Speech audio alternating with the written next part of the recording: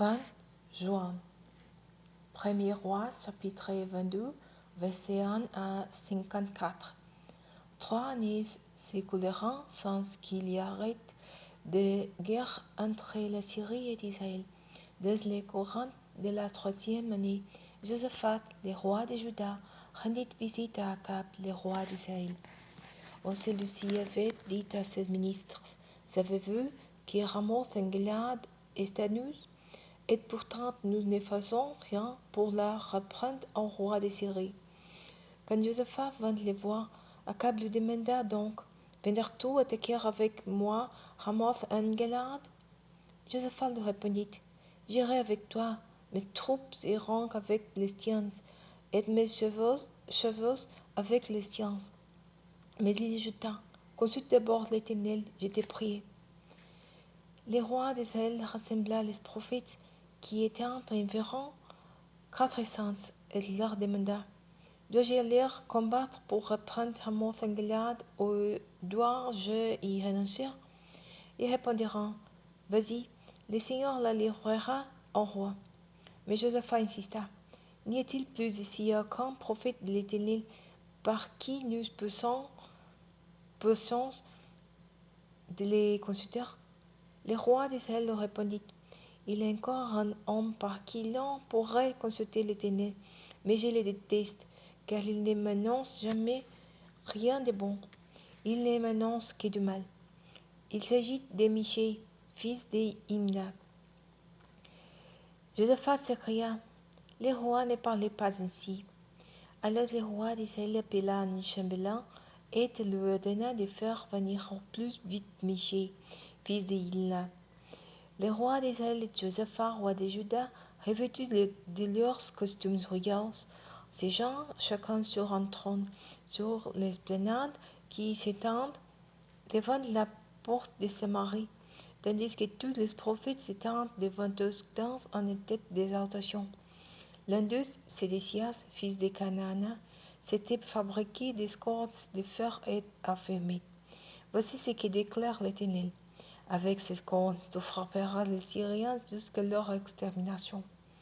Tous les autres prophètes confirmant ces messages disant: Va attaquer Ramoth en Gilead, tu seras vainqueur, et l'Éternel livrera la ville au roi.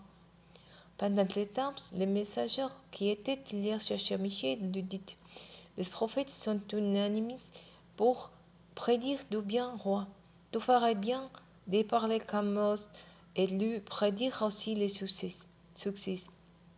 Michée lui répondit: Aussi vrai que l'Éternel est vivant, je transmettrai ce que l'Éternel me dira. Lorsqu'il fut arrivé devant le roi, celui-ci lui demanda: Michée, devons-nous alors attaquer Ramoth en Gilead ou devons-nous y renoncer?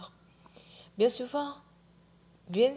vas-y, lui répondit Michée, tu seras vainqueur, et l'Éternel livrera la ville au roi.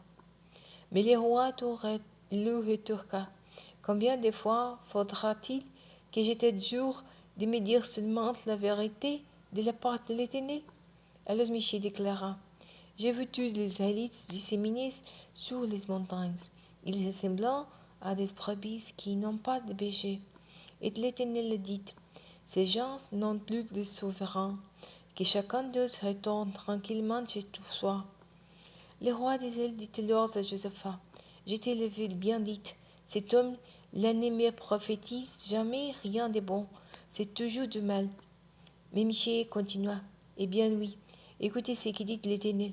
J'ai vu l'Éternel siégeant sur son trône, tandis que toute l'armée des êtres célestes se tenait près de lui, à sa droite et à sa gauche. L'Éternel demanda: Qui trompera Akab pour qu'il aille attaquer Ramoth en Gilead et qu'il tombe sur les champs de bataille? L'un proposait ceci, l'autre cela. Finalement, Esprit s'avança, se plaça devant l'Éternel et dit: Moi, je le tromperai.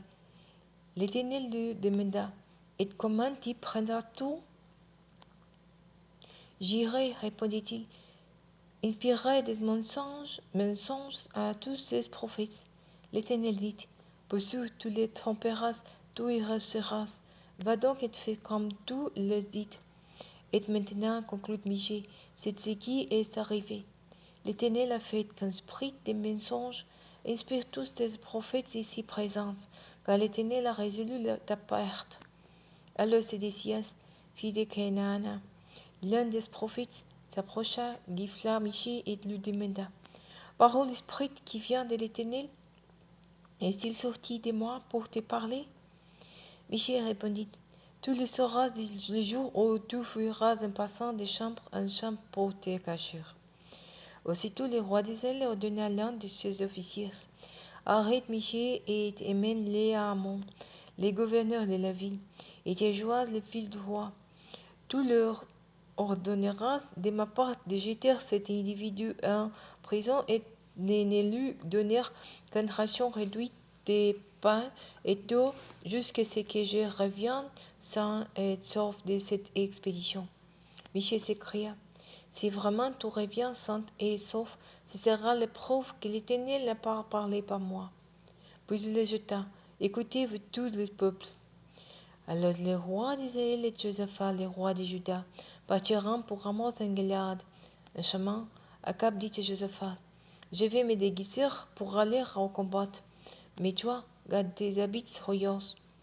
Le roi d'Israël se déguisa donc pour la bataille. Le roi d'Israël avait donné cet ordre aux 32 chefs de ses chars: Vous ne vous occuperez ni des soldats ni des officiers, vous concentrez votre attaque sur les rois d'Israël uniquement.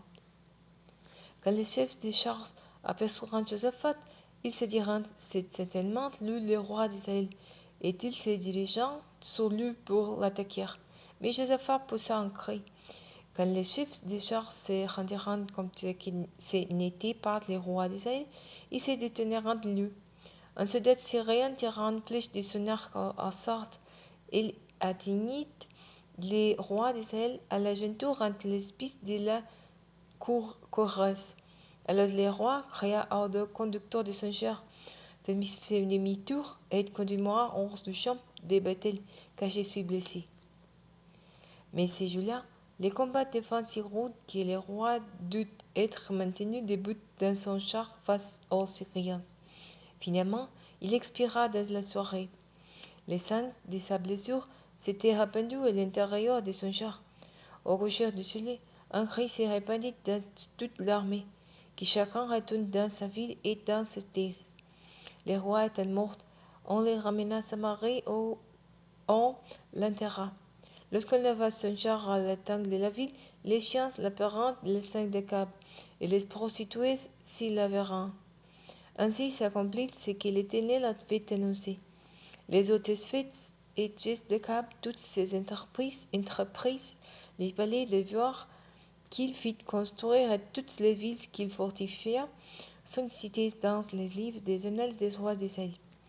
Quand Akab eut rejoint ses ancêtres décédés, son fils Azia lui succéda sur le trône. Josaphat, fils d'Asa, devint roi de Juda la 4e année du règne d'Akab sur Israël. Il était âgé de 35 ans à son avènement et il régna 25 ans à Jérusalem. Sa mère s'appelait Azuba, elle était fille de Sili. Josaphat suivit en tout exemple de son père Asa sans en dévier, faisant ce que l'Éternel considère comme juste. Cependant, les autres ne disparurent pas. Le peuple continuait à offrir des sacrifices et à faire brûler des parfums. Josaphat vécut en paix avec les rois d'Israël. Ses autres faits et gestes, ses exploits au cours des batailles sont cités dans le livre des annales des rois de Juda. C'est lui qui débarrassa les fils des hommes qui s'adonnèrent à la prostitution sacrée et qui avaient subsisté dans les autres lieux du temple de son père. À cette époque, il n'y avait pas de roi dans les pays d'Édom, mais seulement un gouverneur nommé par le roi de Juda. Josaphat fit construire des navires aux longues courses pour aller à Ophir chercher de l'or, mais l'expédition n'y parvint jamais, car les navires se brisèrent à Ézion-Géber. Alors Azia, fils d'Akab, proposa à Josaphat: Faisons une expédition commune. Mes serviteurs iront avec les tiens sur des navires. Mais Josaphat refusa. Josaphat rejoint ses ancêtres décédés et il fut enseveli auprès d'eux dans la cité de David, son ancêtre, et son fils Joram le succéda sur le trône. La 17e année du règne de Josaphat, roi de Juda, Asia, fils d'Akab, devint roi sur Israël à Samarie. Il régna 2 ans.